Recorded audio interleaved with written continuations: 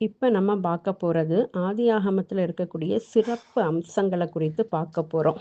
இதில் மொத்தம் 7 சிறப்பு அம்சங்கள் இருக்குது. முதலாவது என்னதுன்னா, இதுதான் ஃபஸ்ட்டு புக் வேதாகமத்தில். இரண்டாவது என்னதுன்னா, நம்ம ஹிஸ்ட்ரி ஃபுல்லாக சொல்லப்பட்டது இந்த புக்கில் தான். மூன்றாவது மனித வாழ்க்கையோட ஃபுல் லைஃப் எல்லாமே, அதாவது மனுஷ படைப்பு, மிருகங்கள் எல்லாமே இயற்கையாக வந்ததில்லை, எல்லாமே தேவக்கிரியே, தேவனுடைய படைப்பு அப்படிங்கிறத விளக்குது.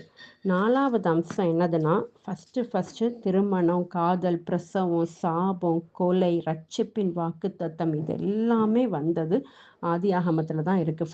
ஃபஸ்ட்டு இதில் தான் எல்லாம் ஸ்டார்ட் ஆச்சு. ஐந்தாவது தேவன் ஆபிரகாமோடு செய்த உடன்படிக்கை.